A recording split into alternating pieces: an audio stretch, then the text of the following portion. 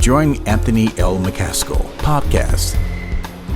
Now join us for today's episode.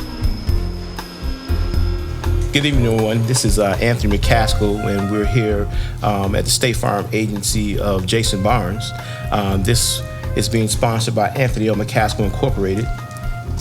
So, Mr. Barnes, why don't you give the listening audience some contact information for your agency? Absolutely. The name of the agency is Jason Barnes State Farm. We are located at 16148 State Street in South Holland. That is on the corner of 159th Street and State. Contact phone number for the office is 708-862-1119. My personal direct, because I'm always available, is 773-676-7042. And by email, you can send an email to insuredbyjasonbarnes.com. All right, sounds good. So we're here. This is just a general podcast. Of course, you see we have our cigars going. We got a little something here and got some water going.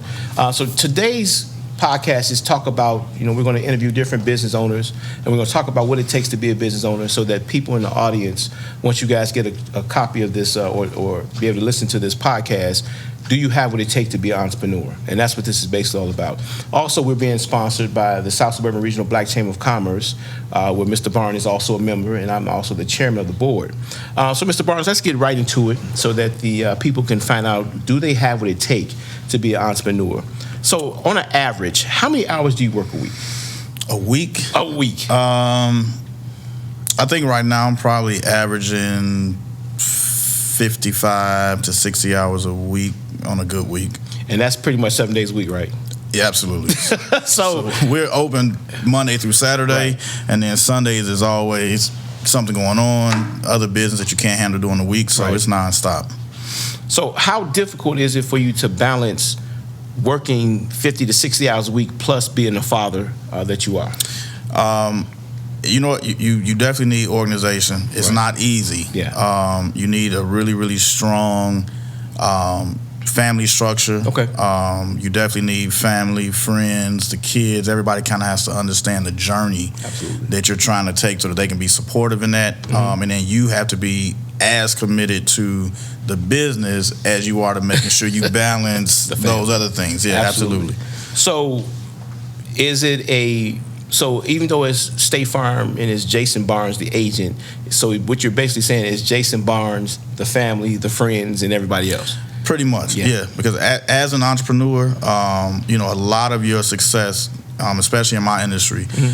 is dependent on family, friends, being supportive, right. Referrals, things like that. So you definitely have to balance out.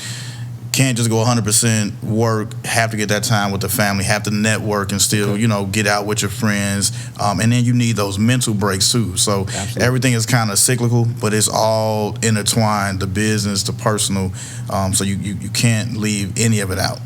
So if a person that's listening to this podcast and also watching this podcast, what does it take to be a insurance agent, first of all, but then so let's talk about that, and then we get into my next question about the brand, right? Okay.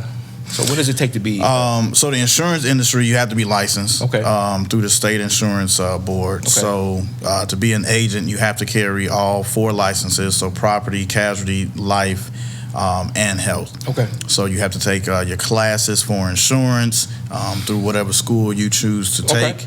Then you take some pre-tests, and eventually you qualify to take your state exam. So there's a qualification through the state of Illinois that you need? Absolutely. Okay. Absolutely. The state requires for each line of insurance that you do a classroom session, which is 7.5 hours. Wow. Then you have to do pre-tests and hit 80% on your pre-test to qualify to take the state exam. Really? Then you have to take the state exam and pass that. And there's 4 separate licenses that I hold. Okay. That's good to know. So let's talk about, you joined this major brand with State Farm, because State Farm is everywhere, right? Absolutely. They are, where every time you turn on TV, you see State Farm. How does that feel being an African-American new agent coming to a brand that big? Yep. So I actually did my research, and I had some conversations with several insurance companies, major brands, where I had some offers on the table. My decision was definitely about the State Farm brand and how I felt that it supported me as a business owner. Also going through the process and talking with the leadership, I was very forward with my thinking and my desire to really get into minority communities and educate about, insurance, life insurance. And I appreciated their response to that.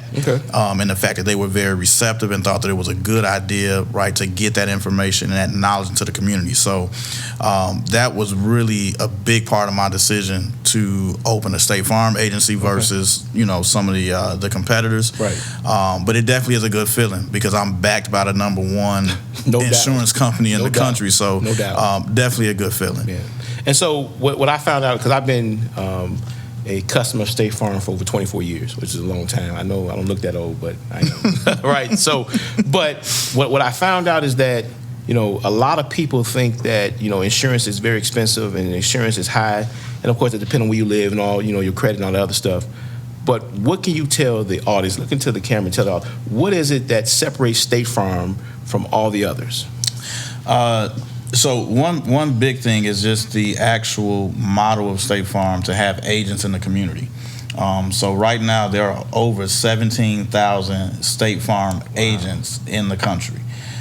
So whereas some companies have gone to a business model where there's no agent and you just have to call into a call center, we have decided to stick with the philosophy of having an agent in the community, someone that you can touch, talk to. If something happens to you, if there's a fire at your home, God forbid, as an agent, I'm going to get that call in the middle of the night. I'm going to show up at the home with the check, for the loss of use, for you to be able to get some emergency clothes, foods, get you into a hotel. Wow. That as a business philosophy is probably the biggest separator between us and some of the other companies who have kind of switched over to that, either no agents at all in all call center or kind of minimizing the number of agents and going with the call center to cut costs.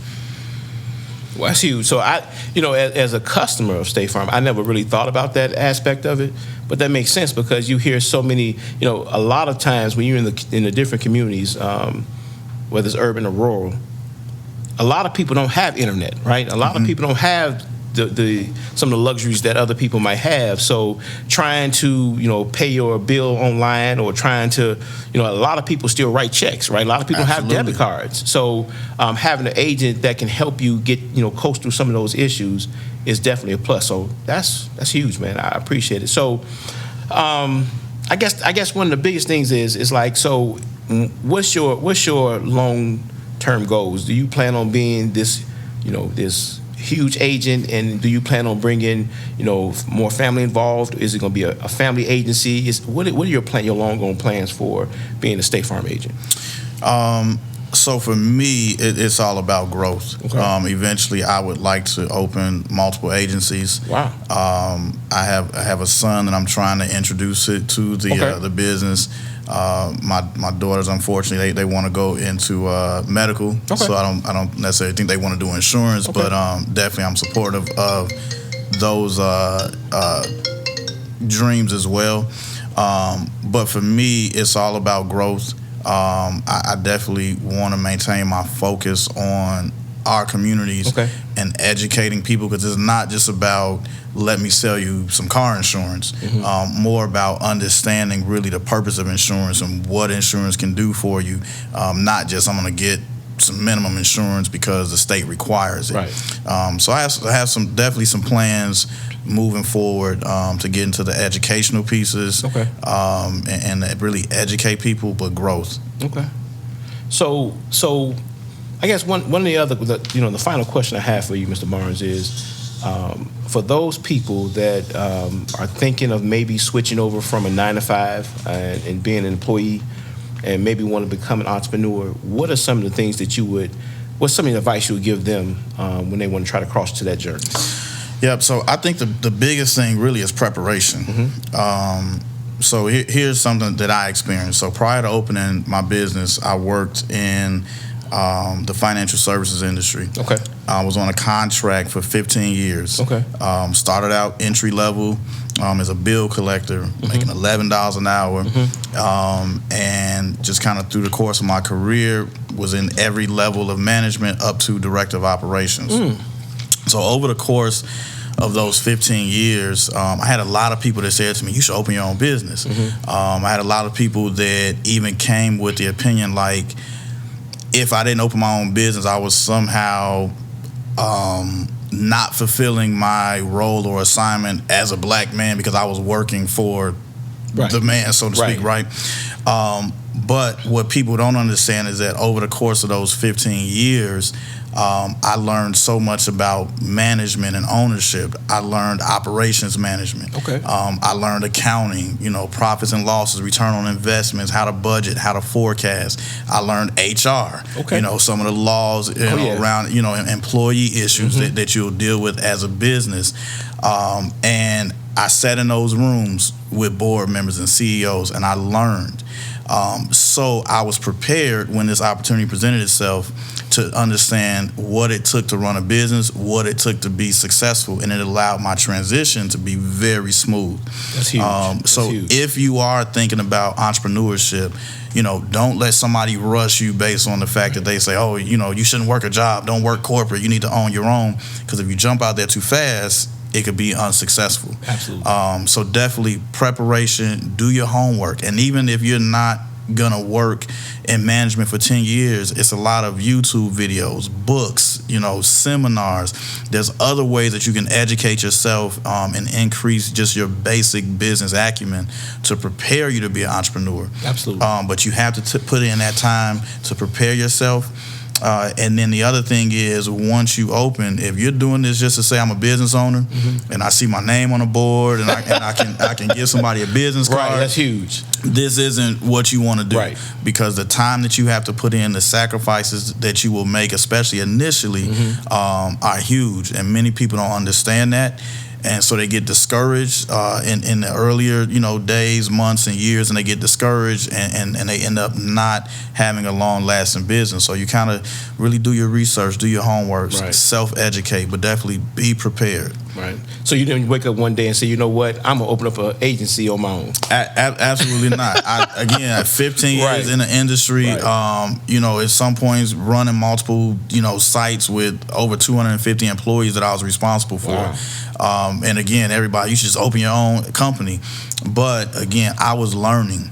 And through that learning process, I was prepared. Then when an opportunity presented itself, I had all my ducks in a row. I understood business. I understood how to run a business. I understood how to budget, the accounting aspect. I know what mistakes not to make from a human resources perspective, that could create liabilities for myself. These are things that had I not had that career, I may make these mistakes as a business owner. Right. So definitely, I didn't just wake up and say, let's go open a business. Right. So preparation is number one. Absolutely. All right. So that sounds about right, because we both entrepreneurs, you spot on, man. I mean, that is exactly what it took. Unfortunately for me, I took a different route. I had to learn based on my parents were entrepreneurs. I learned a lot from my mom. And I had my first business when I was 11 years old. It was a candy store, and I made money, right? And so I wanted to be this great businessman, but you have to have experience, and you have to have someone to teach you those steps before you make that move. So that's cool, man. Yeah. So is there anything else you want to talk about as far as your agency? So when you start talking about it, the four things you say you is liability. What are the things that you actually cover? If a person calls your number and they're looking for insurance for automotive? So from the insurance, as far as insurances and what we cover, auto, of course, which is going to include motorcycles, boats, ATVs, trailers, all of that, home, renters policies, business insurance, life insurance. We also have short and long-term disability plans that can replace income if you become, sick and disabled, as well as hospital income. So, if you go to the hospital emergency room, outpatient surgery, things like that, a plan that will actually pay you money when those events happen to you. The thing that I would really want people to understand is that your insurance is more than just picking up state minimums because the state law requires you. Absolutely. Or having homeowners because your mortgage company requires you. You really have to look at your insurance, and I look at my job as really a protector. Everybody has dreams. They have things they want to accomplish, whether it be, getting the kids off to college, purchasing, the summer home when you retire, actually getting to retirement. We all have things that we look forward to doing. And not having proper insurance creates liabilities in those things. Absolutely. So if you're covering state minimums on your auto, which is $25,000 for bodily injury, and you have an accident and somebody has, $400,000 or $500,000 worth of injuries and lost pay and pain and suffering, your insurance company's gonna pay $25,000. Absolutely. That other $300,000 or $400,000 is on you. So now what happens? Somebody sues you personally. There goes, you in court, you having to pay. That drastically changes your lifestyle and your abilities to fulfill those dreams. Now I can't afford to send the kids to college and pay college tuition and all that because I got a judgment against me. Absolutely. Where I'm having to pay somebody, $1,000 a month. So things like that people don't really think about with insurance, especially life insurance, is something I really, when I talk to people, I try to stress the importance of those things. Yeah. So let me ask you this question, and I'm glad we talked about life insurance, and then we're going to go back to business insurance. As far as life insurance, what exactly are you seeing that there's a spike in people wanting life insurance in the African American community? What are you seeing, and how are you promoting life insurance to those individuals? Yep. So statistically, over 50% of minority people do not have life insurance. Statistically, wow. How many? Over 50%. So it is right around 55, 57%. Wow. So we see it in our day-to-day lives, when we know someone who passes and you have to make a contribution, or you see GoFundMe, or you see, funeral services not being held for 2 weeks because people are trying to put the money together. I am very passionate about life insurance. So far this year, my office has written 137 life insurance policies. Really? It's something I'm very passionate about, something that I came in the door being passionate about because it's important. And what I found in the minority community is that people just don't know what they don't know. Absolutely. Because no one is taking the time, sitting down with them, explaining the importance of life insurance. Nobody ever gave them pricing, and they think it's this astronomical amount of money. They tend not to do it. But when you present it to them, when you explain to them the benefits, the importance of it, again, 137 policies. So I found that most people, once they understand what life insurance is, the purpose of it, they definitely will take advantage of getting it. And especially what I found too is one thing I specialize in is kids. Okay.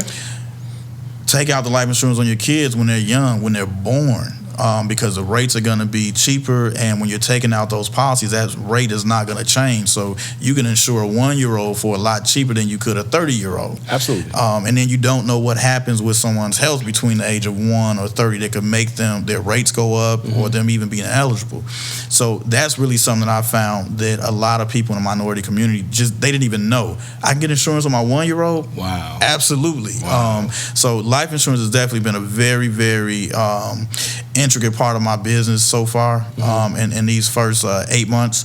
And it's definitely something. 8 months? 8 months. So you got 137 policies, life insurance policies written in 8 months? In 8 months. That's huge. In eight months. That's huge. But it was definitely, it was something that was in my business plan from jump. Okay. I plan to reach out to my community and educate people on life insurance. Wow. And I haven't let go of that. And, you'll see me on my personal page. I'm always posting about life insurance. Okay. And again, most people just have never had a conversation about it. Or they think, as long as I have a policy at my job, I'm okay. I shouldn't own a policy, which is the biggest mistake that people make. Absolutely. Yeah. So if you ever lose that job or if you leave that job, that goes your insurance and your benefits. Absolutely. So it's definitely something that, you know, as I grow as an agency, I'm planning to put more and more efforts into the life insurance piece because it is so important. Right. You know, if you have kids and something happens to you, what replaces that income? Absolutely. You know, what allows those kids to still be able to live in that home? What allows those kids to be able to go to college if you're not here? And I know we never like to think about our own mortality, but the fact of it is that all of us gonna die at some point will. Yeah. Why not make that investment, you know, to leave something for your kids, to leave something for your spouse, to leave something for your siblings, or whoever you have that vested interest in their success? Why not do that? Absolutely. And then one thing, because I do have life insurance with you, with State Farm, talk to the audience about cash value. Okay. And how that's very, very important, not just for your death, but also having cash value for emergency situations and things like that once you accrue. Absolutely. So we offer a couple of permanent life insurance policies, whole life and universals, that grow dividends in the policy, as well as have a cash surrender value. Okay. So as you pay into your policy monthly, it is a life insurance policy, not a bank product, but it has some investment pieces to that policy that operates similar to an investment product. Okay. So you have dividends that are growing in the policy, which is your money. If you want to withdraw a dividend, it's yours. Withdraw it. That's your gains, right? Okay. And then you have cash value in the policy. Cash value is something that you can borrow against and repay to the policy. Okay. Or if you don't repay it, it's just deducted from the death benefit if something were to happen to you. So absolutely, if you had a life insurance policy, and I have customers that call all the time, you know, hey, something happened, my refrigerator went out, you know, my dryer went out, I need a couple $1,000s, and they have cash value in their life insurance policy. It's a matter of you telling me I need to withdraw, you know, a couple $1,000s from my life insurance policy, me writing a check and telling you to come to the office tomorrow to pick that check up. Oh, so you actually write the check here? Absolutely. Oh, my absolutely, goodness. absolutely. For a dividend or cash withdrawal from those values in the policy, we can do that right here in the office. Depending on how busy we are, might be able to get it same day. Okay. Worst case scenario, the following day. So you're telling me a young black man has the power to write checks to the community? To the community. That's huge. Yeah. That's huge. Absolutely. And we've definitely had a couple situations where people have called emergency situations. You know, I need to borrow against my policy. And here's the thing. You know, we talked about the kids. You know, if you start a policy on your child when they're born, right, and that child now has 20 years, 25, 30 years of this policy sitting, you're talking about dividends or cash value when that child gets ready to purchase their first home. Maybe, or college. Or college, right? There's dividends sitting there where they can say, you know what, I'm about to buy my first home. I need, you know, an $8,000 or a $10,000 down deposit. Well, look at this. I got dividends sitting in my life insurance policy. Here's my gift to my child. That's huge. As a parent, let me just go take that out of the policy. Here's your down payment for the home. That's huge. Things you can do with the policy. But again, when people don't know and understand that, you know, they're not able to take advantage of it. So you can borrow money from yourself. You don't have to do a credit check. You don't have to go through a bank application and wait for approval or denial. This is your money that you can loan to yourself and then repay yourself. That's huge. So that's the last topic I want to talk about is business insurance, because this is a business conversation, although we're talking about different entities. Because, you know, the South Suburban Regional Black Chamber of Commerce has business insurance with Jason Barnes, the agent from State Farm.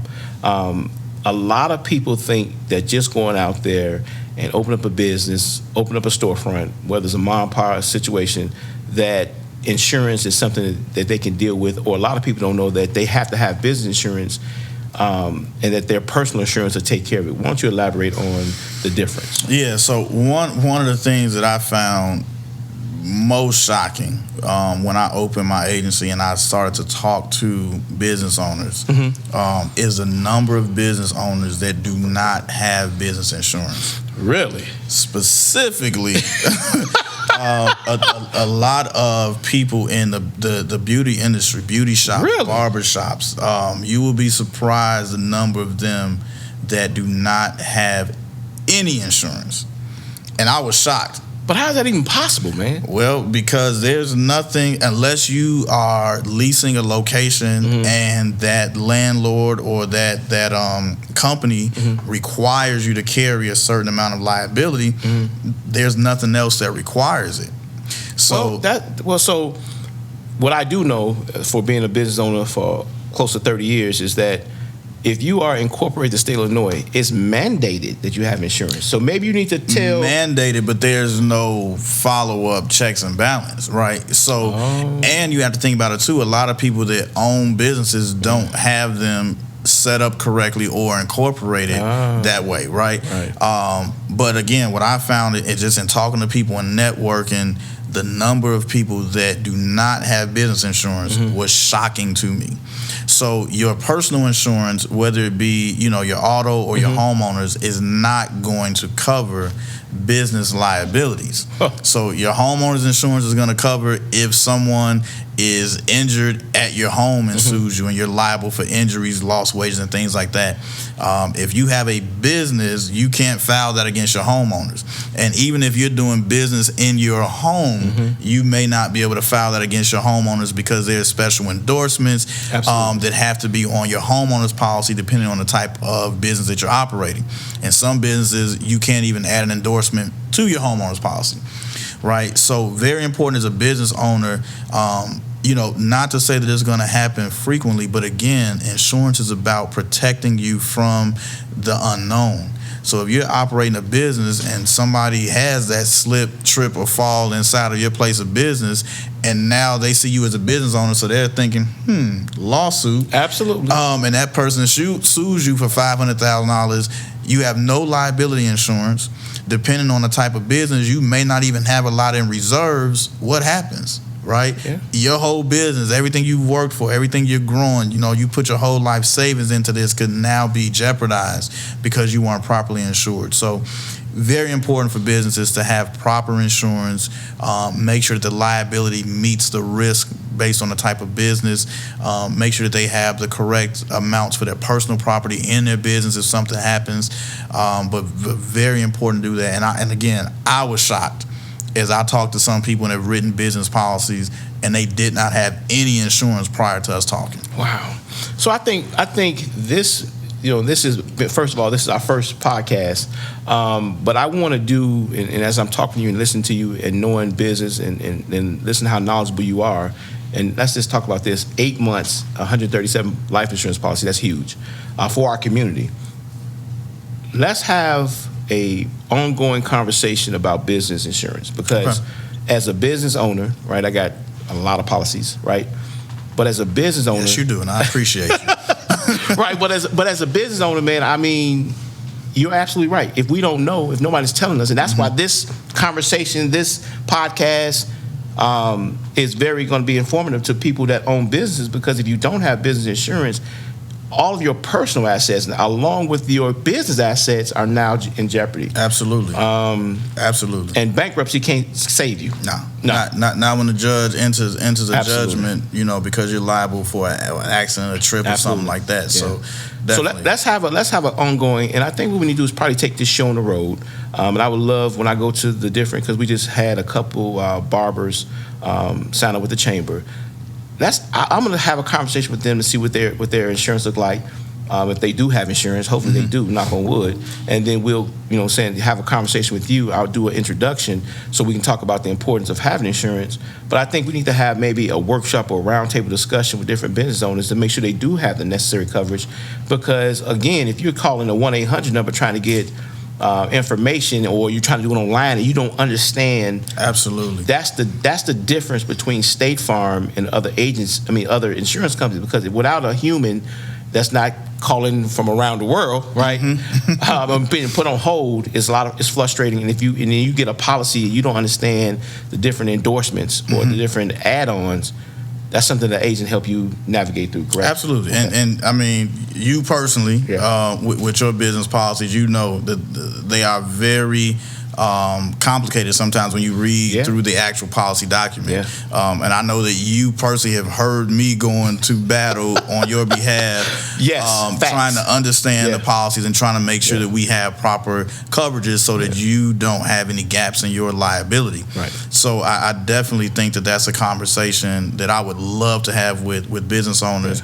And absolutely, it's again one of those separators between State Farm and other companies, because I have a vested interest in my customers, success, and in my customers being properly insured, because I'm trying to build that relationship with you. Absolutely. And the best way for me to build that relationship is to make sure that I'm taking care of you. Absolutely. Right. One thing on the barbers and beauty shops, so that I also find interesting, even for those owners, they need to require the people that are in their shops to be carrying liability, right? Because if those people, you got a beauty shop, you're the owner, a beautician uses a chemical and burn somebody's hair out, right? You're the shop owner. You now become liable, but you can require each person in your shop to carry their own liability insurance. And if I was a barbershop owner or a beauty shop owner, specifically since we're talking about them, that would be a requirement of mine. Yep, you can rent a booth here, but I also need to see that you have proper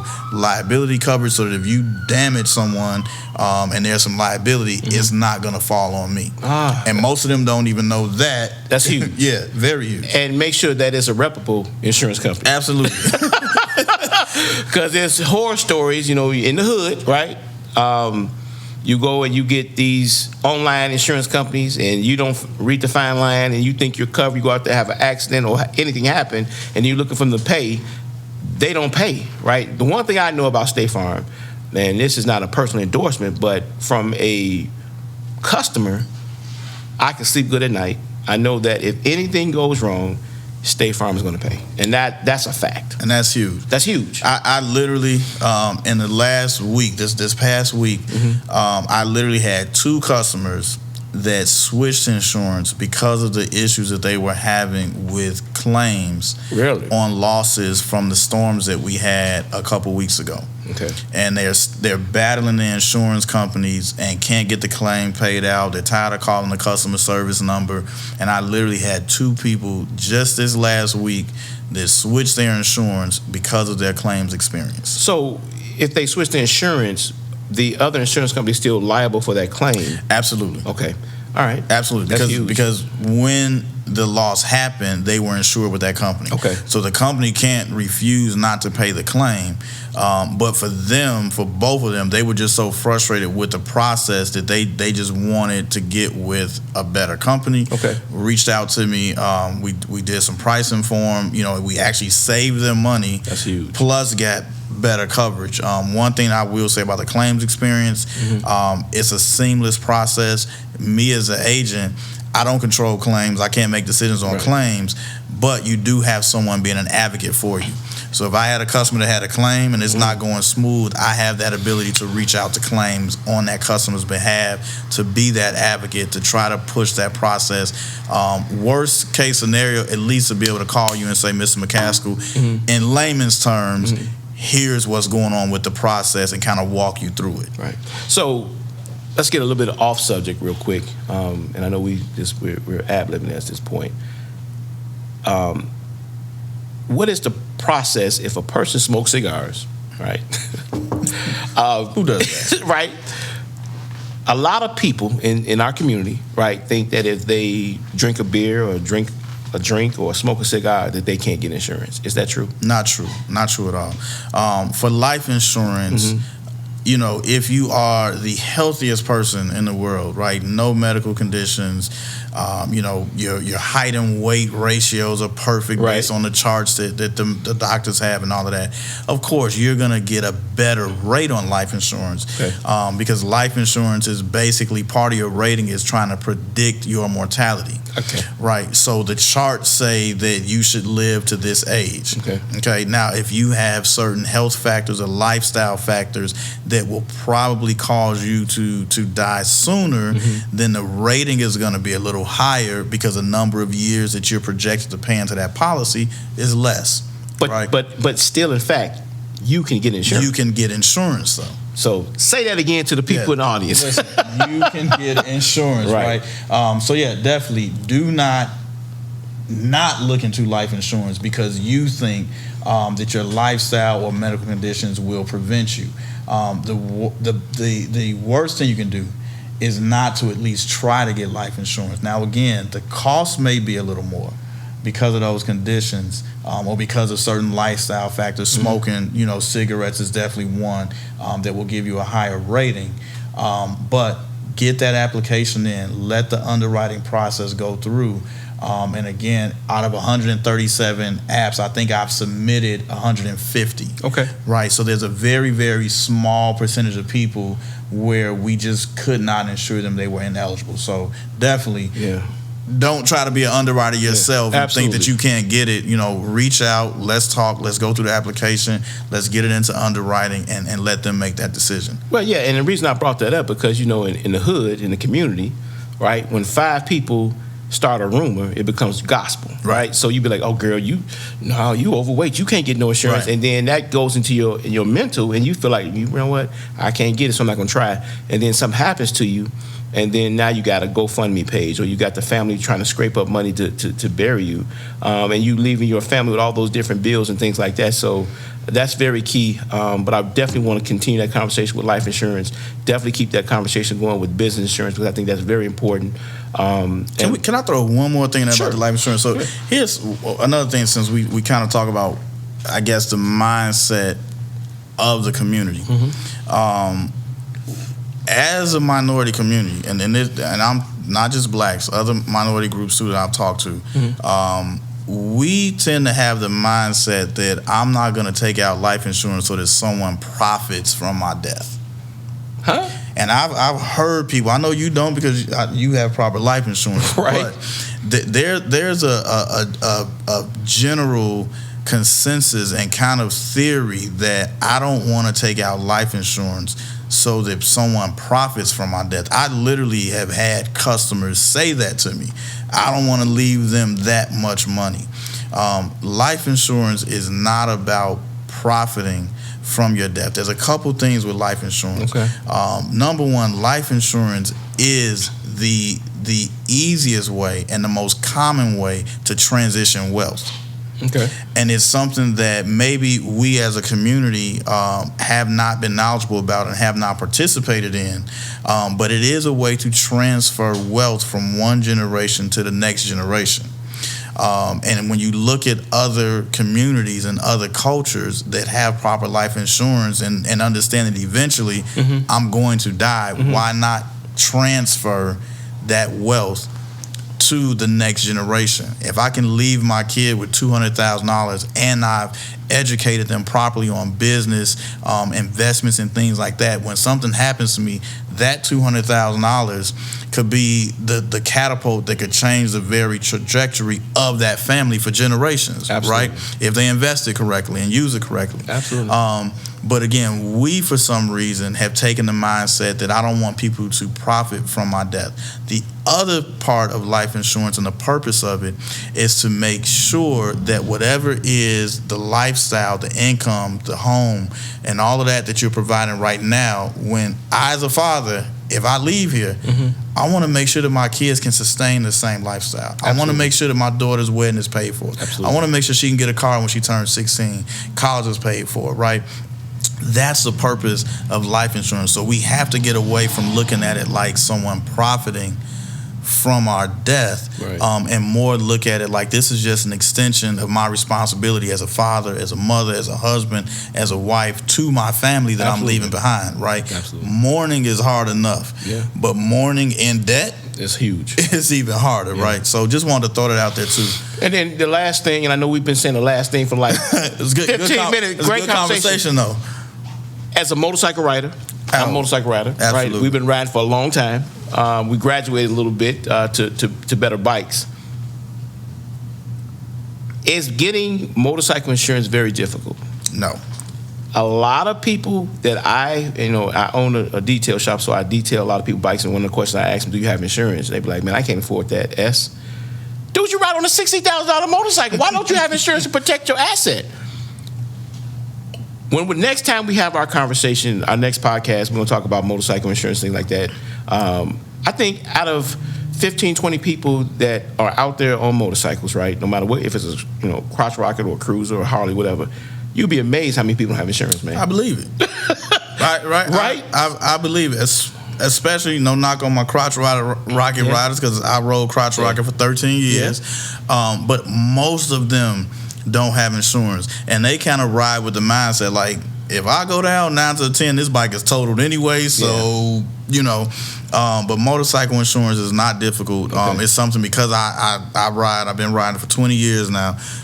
It's also something that like I kind of specialize in. Okay. And I will say, for those people that have custom bikes or Harley Davidsons, and they've done some some upgrades and spent a lot of money modifying the bike. Mm-hmm. State Farm's policy is the best policy that you can get, because we actually do insure based on what you've spent and what you've modified on the bike. Really? Versus some companies, they have a cap, so they'll allow you to buy a $10,000 or a $15,000 package, accessory package is what they call it. I had an experience with a customer. This is a real experience about a month ago with a bike that was valued over $140,000. Wow. That was State Farm's valuation of the bike. He unfortunately had an accident. Somebody bumped him on the expressway, had some extensive damage to the bike, and we paid. Wow. We paid good, right? Okay. But the bike was valued at over $140,000. His previous insurer had that bike valued with a $30,000 package plus the value of the bike, which was about $16,000. So if somebody stole that bike, he would have gotten about $46,000 for a bike that's valued over $140,000. And that's my point. So that's one aspect of it. But what about a person that's riding a $100,000 motorcycle and have no insurance or only liability insurance? Yeah. So again, if you're gonna make that investment, right? Insurance is about protecting your stuff, protecting your income, protecting you from the unseen. So if you get into an accident and you're at fault on that bike, now you're being sued. What happens when you get that judgment? Now income is lower. Okay, well, if you got a judgment against you because you were liable, and now income is lower, now are you able to pay the car note still? Are you able to maintain the mortgage still, right? So there's effects that people don't think about as they're out here not properly insured, let alone the fact that you just lost the bike and you invested all that money into it. And I don't know about anybody else, but if something happened to mine, I'm just gonna lay there in the middle of the street and cry. So let alone that, but but definitely, man, all around, right? Anything that you can insure, jewelry, furs, if you have expensive china, silver set, there's a lot of different things that people don't even realize. I need to properly insure that, right? If my house catches on fire and I lose everything, do you even realize that your insurance policy only covers up to a certain amount for jewelry, furs, things like that? People don't. I had a young lady last week had a watch stolen. Oh, the watch was $5,000. Okay, well, with your homeowner's policy that she had, it only covers up to $1,500 for jewelry. You need to get a personal articles policy to insure that watch, to insure those furs, to make sure that you're insured. If not, there's $1,500. But now, unfortunately, you $3,500 short of the value. Yeah. It's important, man. But people have to have these conversations. Absolutely. Well, I appreciate you, man. This is our first podcast. We're actually filming it, and we're going to do it, and it's going to be able to be reached on Facebook, Instagram, Twitter, but also on iTunes. So I appreciate you, man. Absolutely. For social distancing, we're gonna keep it politically correct. Absolutely. I appreciate having letting me smoke my cigar and drinking a little yak and having water. But I thank you for not just being honest, but also educating, right? And so as we educate our community, as we educate the things that goes on, one of the biggest things that we're seeing now is that people looting and breaking into different businesses, and you would be amazed that the people that their business is still boarded up is because they didn't have the proper insurance. So that's another segment. But again, Brother Barnes, I appreciate you, man. I love you. So tune in next time. Right. Tune in next time, and that's a wrap. Thank you for joining today's podcast with Anthony L. McCaskill. Visit www.anthonylmccaskillinc.com. Until then, stay connected and informed with Anthony L. McCaskill, a proven leader you can trust.